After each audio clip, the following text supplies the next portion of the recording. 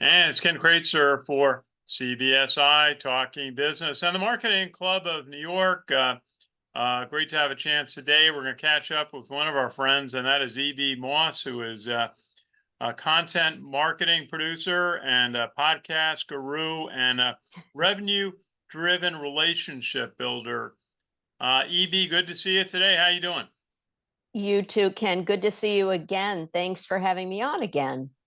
Always a pleasure to chat. You have led some great discussions for our Marketing Club of New York, and you do your own podcast. But first, you were recently out at the Consumer Electronics Show in Las Vegas, a huge gathering of everybody in producing new digital technology and gadgets and equipment. What were what were some of the highlights for you? Yeah, well, first of all, I was so happy that I got to go as press, tapping into my journalism chops. And I think that the thing that stood out for me really was the fact that there were so many people in media marketing and advertising there this year. There were new booths representing some of those entrants, like Netflix had its first really big booth on the main show floor. There was a lot of audio technology, and I actually am using some new over the ear buds from a company called NWM, owned by NTT Sonority, and really interesting sound quality, real innovative opportunities for amplifying conversation from other speakers. So that's important to me as a podcaster as well. So I'm trying these out for the first time. There were robots that do manicures, that make you coffee, that let the cat in if it doesn't have a mouse in its mouth. There were crazy things there. Well, yeah, sounds a lot. Were there who are the companies you might say had the big booths? We talk to people go to conference and they say it's a whole different breed of company at these shows now than there might have been 10 years ago. Yeah, absolutely. One of the biggest was from South Korea. And I talked about this in my podcast, probably a half-acre size booth. It was really remarkable. They had everything from like a glider vehicle to a train. And SK from South Korea, which is a multi-billion-dollar company, was there promoting also sustainability, and all of the vehicles, including a giant sphere, like a mini one, made famous in Las Vegas for digital out of home. They had a mini sphere on the property, but all of that was to emphasize that media files, transportation, signage can be done more sustainably. So it was a very eco-friendly, if you will, booth that was incredibly impressive. LG had another super impressive presence there with one of the world's largest and first transparent TV screens. So this thing was crazy. It was a wall of monitors basically that flipped so that you could see through them, and then back to regular TV. Crazy. Yeah. There were other media companies there on a smaller scale, like TikTok was there demonstrating their new live shopping booth, and they actually did live shopping while we were there. Pinterest, of course, had a very face-forward booth and a lot of parties there.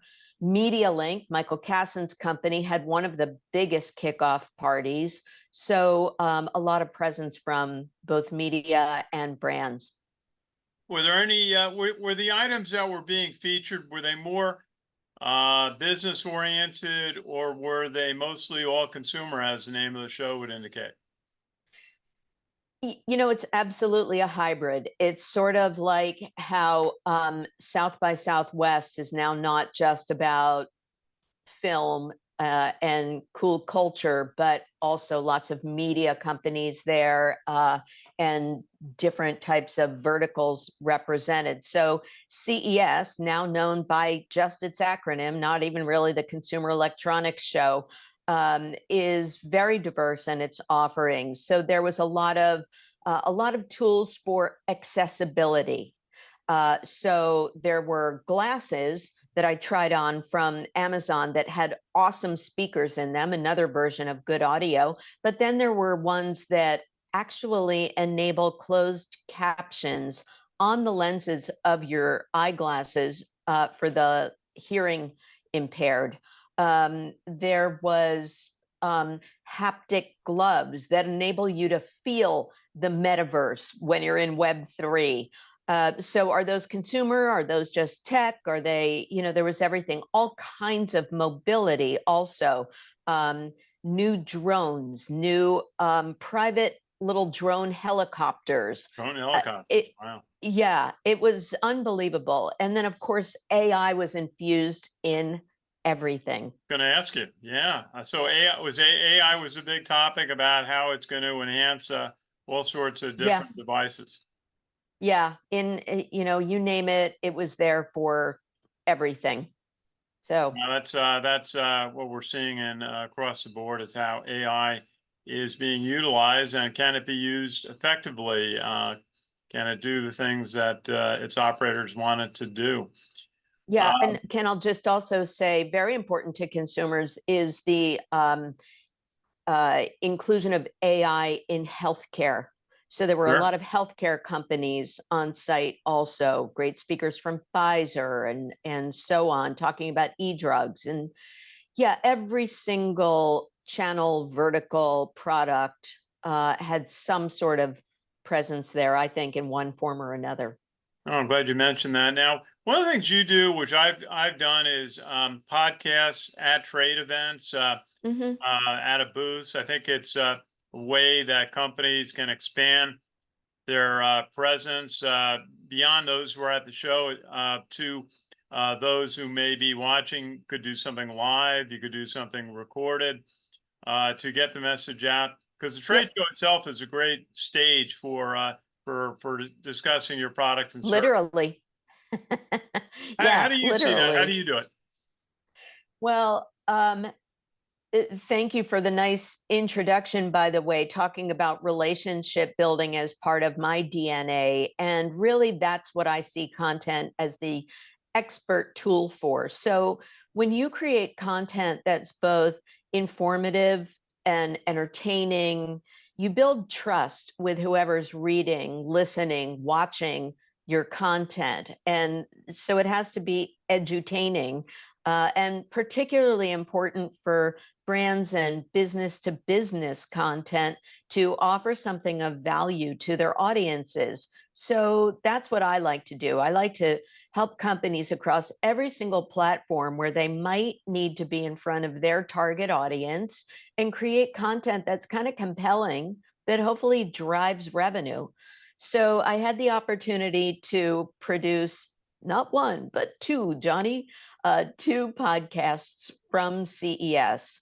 I did one as a kind of bonus episode, talking a lot about the things that I mentioned to you, just walking the floor. But then I turned that into an article that is now on thecustomer.net. I'm a regular contributor there. And then I repurposed that on LinkedIn, and it has gotten hundreds of views, click throughs, what have you.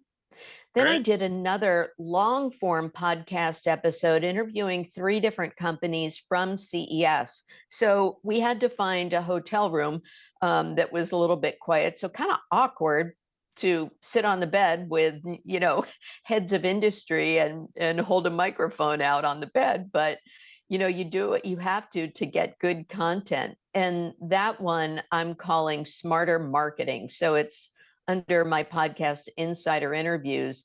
And honestly, I put that on LinkedIn now, and then I give my customers, my clients who are on the podcast, assets that they can then repurpose, hundreds and hundreds of impressions, even off of one little quote card or clip from the episode.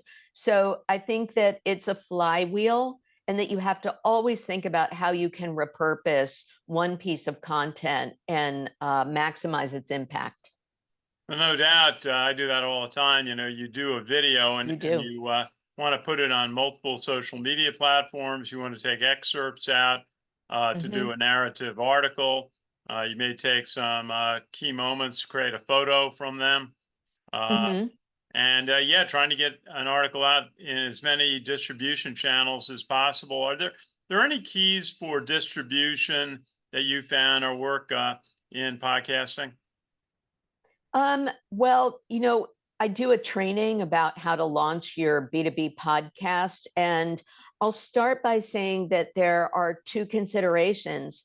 People think about, oh, I'm going to have it on Apple or Spotify, but it starts with where is the actual file going to be hosted?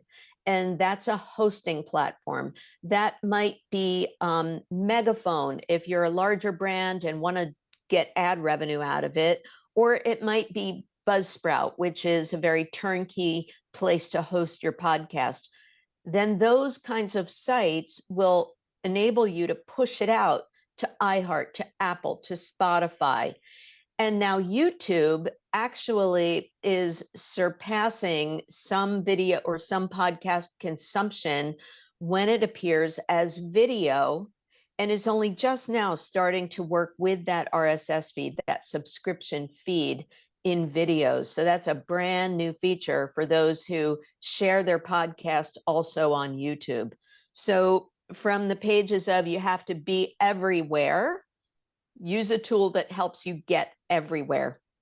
Yeah, I put most of my video on YouTube, and yeah, but you're looking for alternatives because there are lots of successful distribution channels out there. Yeah. Tell us, Evie, what are some of the things you're looking at, some activities, some of the conferences you may be at in 2024, excuse me. Well, podcast movement and its variations is always a good one. If you're interested in this space, there's one, Podcast Movement Evolutions, coming up in, I believe, Los Angeles in March. South by Southwest coming up right on the heels of that. There are always good podcast conferences, Podfest, She Podcasts. I would love to be at South by again. Happy to cover that for anyone who wants to send me as a journalist. CES is great. Oh my gosh. There's tons. Yeah, we'll be at some banking conferences later this year. We do a lot of work in the independent banking space, also in the card marketing area. Yeah. Well, And Ken, sorry to interrupt, but that's actually a really important aspect of things. There are trade associations like Barry Fry of the DPAA is a big partner in Possible, which will be in Miami in April. That is, I think, starting to eat the lunch of a South by Southwest. So Possible is sort of a great generic media and marketing focused conference. Then there's another trade association, Association for National Advertisers, and has their annual Masters of Marketing. And then there are the verticals like the banking one you're talking about. Don't forget, the finance shows, the construction trade shows. If you're a realtor, be where the builders are. So I love that you're going to banking. What else are you going to? Because I interrupted. oh, okay. Well, I actually cover in another side of my life, the defense industry. So I'll That's actually right. be at some conferences for the Navy League and the Association of the U.S. Army, and also the American Legion, all in Washington. Uh-huh. And lots happening in those fields. Those conferences are very, very well attended and have a big international presence. So the whole element of conferences is revived. Everyone is coming back after, COVID, and Hmm. seeing the importance of meeting people and, attending sessions and going through booths and exchanging business cards. I still do that. I mean, it's Yeah. very helpful. Um, Well, I get teased for that because I created a physical business card, and yes, I put a QR code on it, but being at CES, I got so many people saying, "Why are you using a physical card? How come you're not using something like Blink or, just a digital card?" So the times are changing, but I still like a physical card as well. yeah, and especially for what we do in video and podcasts, you want to be able to get the people's names exactly correct Yeah. and their contact information that they want to share, their companies. And it's nothing like a physical business card. It makes it easier. Someday I'll Yeah. learn all the technology platforms for business I cards. know. Would, It's overwhelming. would it be great to see with you? Do you have a final thought for us today on what you see happening in 2024? It is the blurred lines of media channels. So I'll give a plug for my podcast. It's called Insider Interviews with EB Moss. It's available, as you have to be, everywhere. And with that being video and audio, and then creating content, which you beautifully teed up, publishing articles about your podcast or about your video. So I think that that is the name of the game. And now being able to use AI to generate not only voice, but the content itself. If you listen to that bonus episode, there's a little AI version of my voice. So blurred lines all over the place. And the I think recommendation is to continue to keep a human thumbprint on whatever content you're getting an AI assistance from. Absolutely. So we're going to have to try to figure out, is it AI or is it the real EV Moss? Like Memorex, right? Yeah, I remember that one. Evie, thank you for joining us today. Great to Thank you, chat. Ken. Hope we can do this again very soon down the road. And best wishes to you. Thank you. The same to you. Thanks for having me. Thanks, Evie. It's Ken Kraetzer for CVSI Talking Business. Our company, CVSI, provides insurance-based benefits to the credit card industry for over 50 years. And the Marketing Club of New York approaching its 100th anniversary.